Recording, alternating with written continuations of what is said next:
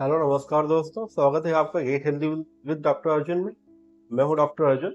आज हम बात करेंगे बच्चों में उनका ग्रोथ ना होना, उनकी हाइट का कम रह जाना। अक्सर ऐसा होता है कि हर पेरेंट्स चाहता है कि उसके बच्चे की हाइट और ग्रोथ अच्छा हो, लेकिन कभी कभी ऐसा होता है कि कुछ बच्चों की हाइट और वेट कम रह जाता है, जिसका कुछ मुख्य वजह है।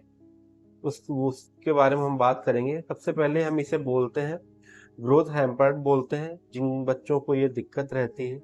उसके बारे में आगे हम बात करेंगे कि आज हम समझेंगे कि कैसे बच्चों की ग्रोथ कम रह जाती है या क्या कारण है उसके, सिम्टम्स क्या है, कैसे पहचाने, या किस टेस्ट से हम जान सकते हैं कि बच्चों की ग्रोथ कम हो रही है। तो चलिए जानते हैं ये। हर बच्चे की ग्रोथ जो है वो उसके ग्रोथ चार्ट के अकॉर्डिंग होती है।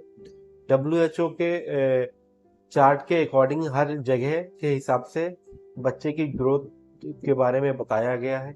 अगर उससे कम रहती है तो इसे ग्रोथ हैम्पर्ड कहा जा सकता है, या बच्चों की ग्रोथ नहीं हो रही है वो कहा जा सकता है।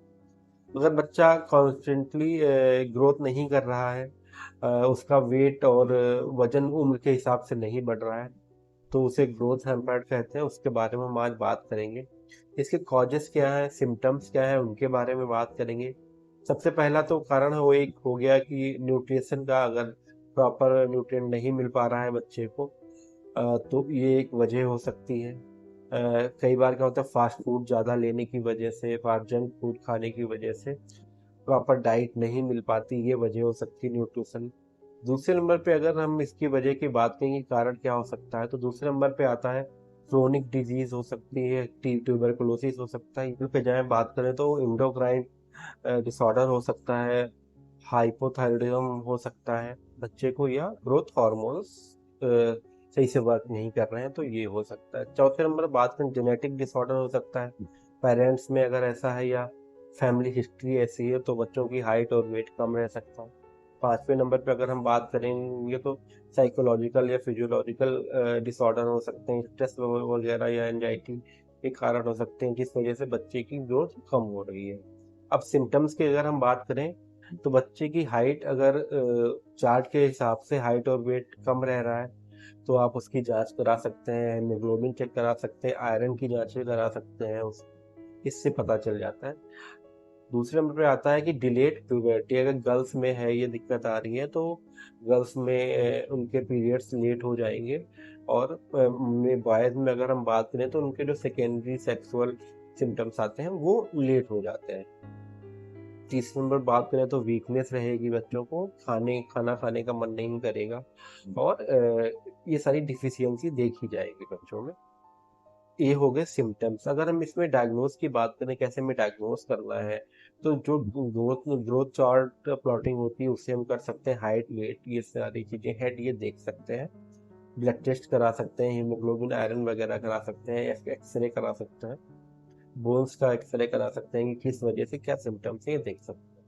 अब हम बात करेंगे इसके ट्रीटमेंट की, आयुर्वेदिक ट्रीटमेंट इसमें क्या देंगे। तो सबसे पहले हम पुनर्नवा मंडूर देंगे, 75 mg में टेबलेट आती है। TDS देना है हमें सुबह दोपहर शाम गर्म पानी के साथ। दूसरे नंबर पे जो इसमें आ जाएगा वो अरविंदासव आ जाएगा। ये हमें एक एक चम्मच देना है, दिन में 3 बार देना है, गुनगुने पानी के साथ देना है। तीसरे नंबर पे इसमें आएगा अश्वगंधा घृत आएगा, एक एक चम्मच देना है, बीडी देना है, दूध के साथ देना है, दिन में 2। इसके आयुर्वेदिक उपचार हम हैं जो उसे दे सकते हैं, इससे काफी आराम मिलता है। बच्चों की जो ग्रोथ नहीं हो रही, ग्रोथ होना स्टार्ट हो जाती है, भूख खुलती है, ये आयुर्वेदिक उपचार है। अगर हम बात कर लें कि और इसमें क्या दे, बैलेंस डाइट देनी चाहिए बच्चों को, जो भी उन्हें प्रॉपर न्यूट्रिएंट चाहिए वो देना चाहिए। इसकी आप जांच करा सकते हैं, उस हिसाब से बच्चे को अंडा, पनीर या जो भी न्यूट्रिएंट है वो दे सकते हैं। वेजिटेबल्स हैं, ये सारी चीज़ें प्रोवाइड करा सकते हैं। ग्रोथ हार्मोन थेरेपी करा सकते हैं अगर बच्चों में ज़्यादा प्रॉब्लम हो रही है, आपको लग रहा है कि उनका वेट और हाइट टाइम से नहीं बढ़ रहा है। अब प्रिवेंशन की बात कर लेते हैं कि हमें प्रिवेंशन क्या करना है। प्रिवेंशन स्टार्ट हो जाता है प्रेगनेंसी से ही। बैलेंस डाइट लेनी चाहिए गर्भवती महिलाओं को, अपना खास ध्यान रखना चाहिए, जो भी न्यूट्रिएंट, प्रोटीन, विटामिन है वो लेते रहना चाहिए। दूसरा इसमें क्या होगा कि न्यू बॉर्न बेबी है अगर, तो उसे 6 मंथ तक माँ का दूध ही पिलाना चाहिए, बेबी को फीडिंग करानी चाहिए, ये काफ़ी ज़रूरी होता है। और बात करें तो टाइमली हमें उसका बेबी का वेट और हाइट चेक कराते रहना चाहिए। अगर हाइट चार्ट के हिसाब से उसका वेट या हाइट नहीं बढ़ रही है तो उसका हमें ट्रीटमेंट के न्यूट्रिएंट बढ़ाने चाहिए। दूसरी चीज़ सनलाइट हो गया, या इन सब से बच्चे को धूप दिखानी चाहिए। विटामिन डी की डिफिशियंसी की वजह से भी हो सकता है। ये सारे प्रिवेंशन आप कर सकते हैं। और ऐसे आयुर्वेद के इलाज से और प्रिवेंशन से आप अपने बच्चे की हाइट और वेट को नॉर्मल कर सकते हैं चार्ट के हिसाब से। और अगर आपको ये सारी जानकारियाँ अच्छी लगी हो तो हमारा चैनल सब्सक्राइब करें, शेयर करें। Thank you so much.